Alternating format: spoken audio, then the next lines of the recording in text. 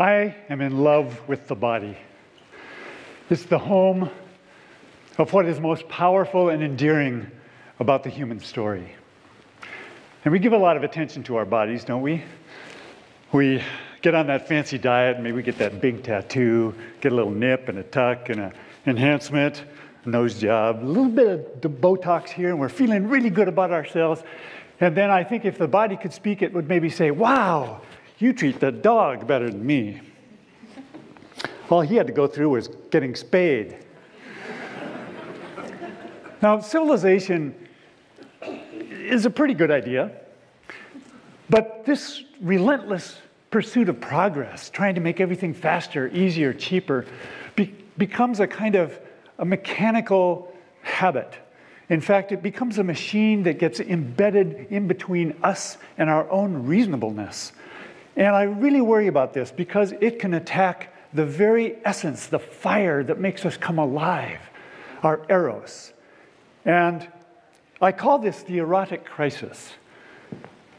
And it scares me to death because we are going to cause our own extinction.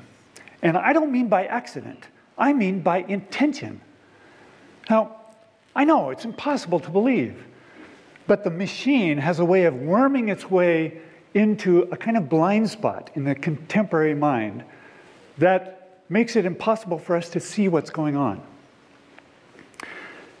That's why I've come to you. The TED audience is very intelligent, and I plead that you can find me wrong. In the meantime, the good news is there is something we can do about it, and we can begin to implement that before lunchtime. Now, I wasn't born in Montana, but I got here as fast as I could. I was 10, and fortunately the rest of my family moved with me, so I had a nice, happy childhood. And about a year later, I started in the long journey of making figurative sculpture in metal. Now, I'm not talking about the kind of figures you see on the outside of the bathroom. I'm talking about real figures with, lumps and curves, anatomically correct. And I thought eventually I would grow up and get a real job, but as it turns out, I didn't do either. So I'm making sculpture, and I'm using the body the way it's been used for 40,000 years of art history, as a symbol of humanity's highest ideals and aspirations, to create images like of unutterable joy, or the depths of remorse, or the dialogue ongoing between the masculine and feminine principle, or an embodiment of the vision of compassion.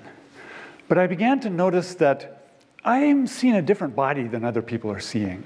For example, I got a commission for a big bronze sculpture from a church in Florida, and they chose among the designs that I presented a nude couple. I thought, wow, this is a progressive church. But then when I presented them the model, they rejected it. And I said, well, isn't this exactly what you ordered? They said, yeah, we knew it would be nude, but we didn't think it would be that nude. So, I'm losing my audience here. So I really wanted to find out what this hatred of the body is about.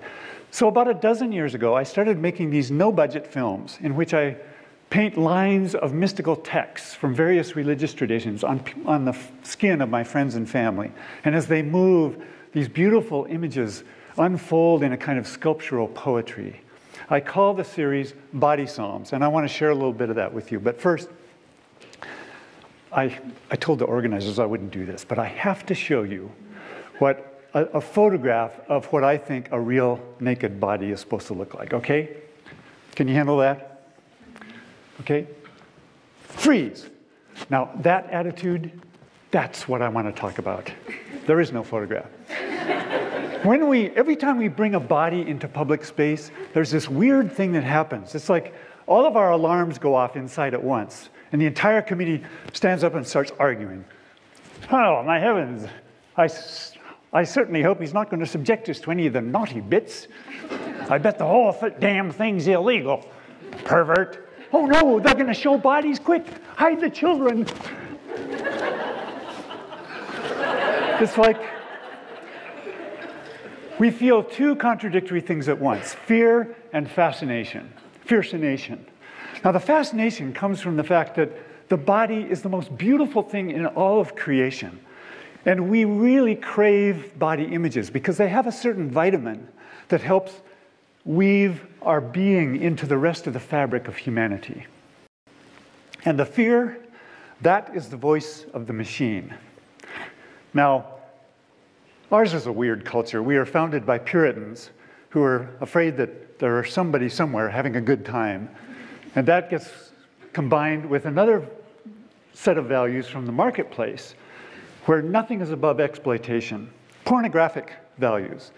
And these two value systems are crammed together, and that's what makes our virulently anti-flesh culture. Let me tell you what that looks like for me. Not only in America, but around the world, artists are routinely called up on charges for exhibiting images of the body. Here in Montana, we almost passed a law that would have expanded the ban against nudity in public to include images. Did you know about that? That would have made everything I do contraband. Here, you remember the Super Bowl a couple years ago? There was a breast exposed for a brief second, and Congress leapt into action. Can you believe that? Congress leaping into action? Here's a sculpture that I did that nobody in the world has seen beside me. It's been shrouded like this for 25 years while I look for an institution who will allow me to unveil it during a public exhibition. Now, these are just a few of the symptoms of the erotic crisis. In 2002, Attorney General John Ashcroft spent $8,000 of our money to cover up this beautiful sculpture because apparently all he saw was 2 boobs. Well, I clearly see 3. Now, when we bring images of the body into an American audience, we tend not to think of the body in terms of great art, a living, personal, transformative body. We tend to think of the body as the way it's presented to us every day in advertising, as a piece of meat. And this has a powerful effect on yours and my lives. Like, I'm sure something like this has happened to you. You're trying to talk to your daughter, honey, your skirt is too short. Well, that's an argument that has no legs. Because here's an ad of a half-naked woman selling some kind of whiskey, and your daughter knows that you drink that kind of whiskey.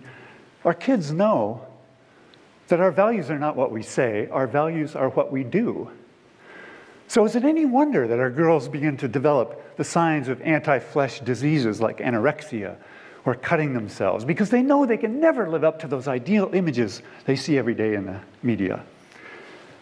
What their bodies are crying out for is a clean environment. But are we going to give them that? No. The voice of the machine inside of us says, you know, that's just not expedient. What she really needs is a little counseling to change her attitude. You see what's going on here? This is a contemporary form of witch burning.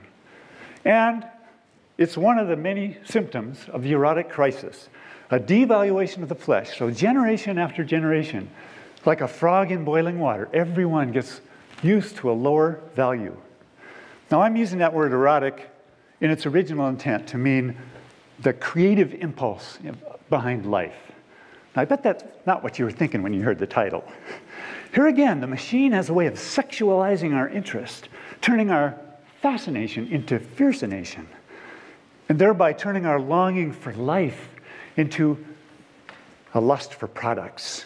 Because advertising, that constant stream into our blood, into our veins that we can never escape, makes us feel perpetually inadequate, so that we have to keep buying more remedies. Because a happy person makes a lousy consumer and a bad cog in the machine.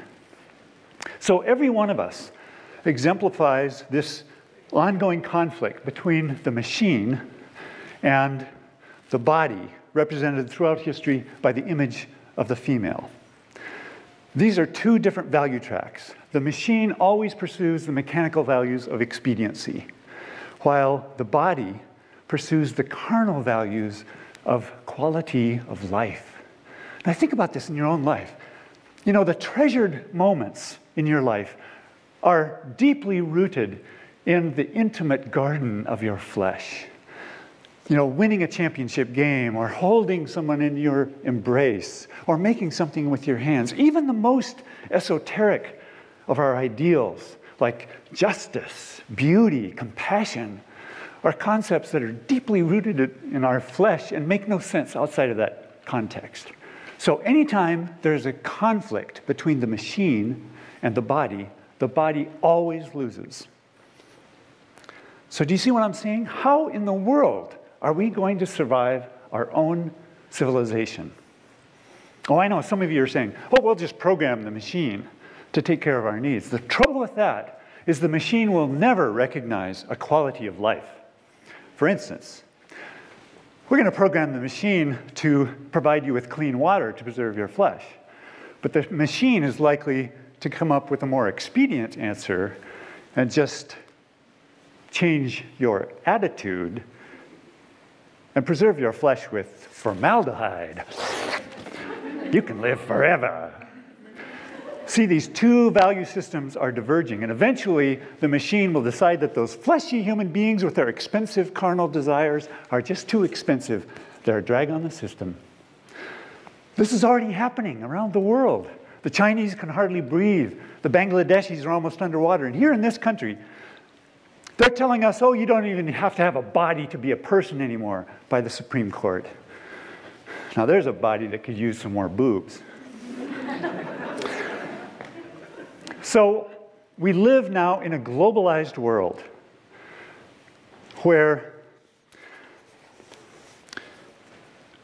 we need to find a value that is higher than expediency. And that's why I created these films, because I not only see the body as beautiful, I see it as sacred. And I'm trying to start a conversation, a public conversation, but of course I can't show my films anywhere.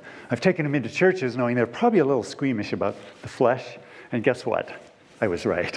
So I take them into art museums, and they're fine with the flesh, but man, they get freaked out by the religious imagery of ultimate value. So in a globalized world where there's no value above that of expediency, we are slated for outsourcing. Now, as a humble sculptor, I think we have the answer right under our noses. I mean literally. We all have a bod in this fight. Am I missing anything? Can you imagine? Everybody around the world, regardless of their origin or identity, can probably find something that's sacred about their own flesh. And if you can find something about yours, perhaps you can understand that there's something I find holy about mine. And together, we can form a global network of sanctity that preserves humanity from the machine. And we have the perfect tool to do that, and that is fascination. It already exists in every one of us. It already pops up at the right moment. All we need to do is take that fear of the body, that medieval idea that the body's just going to drag us straight to hell, and change that into a fear for the body, knowing that only the sacred flesh will be preserved. So I'd like to invite you to participate in an experiment with me, with your fascination. I'm going to play a little piece of one of my films called Fear to Wonder. And I'd like you to experience this with your body, which will probably find the images to be very beautiful, and also with the voice of the machine, your fear, which will come up with all kinds of uncomfortable questions.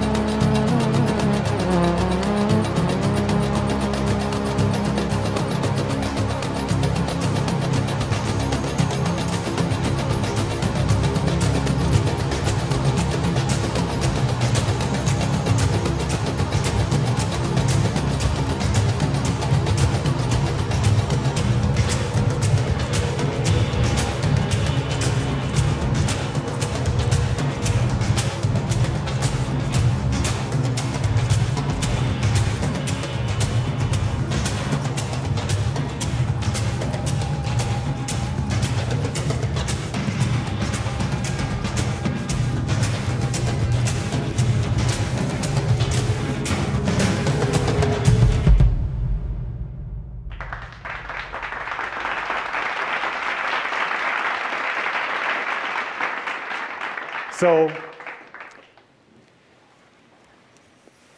all of the signs point to the fact that we are going to go extinct. And it's probably too late for us to even begin to teach our children that their flesh is too valuable to exploit. And you, maybe you can prove me wrong. Namaste.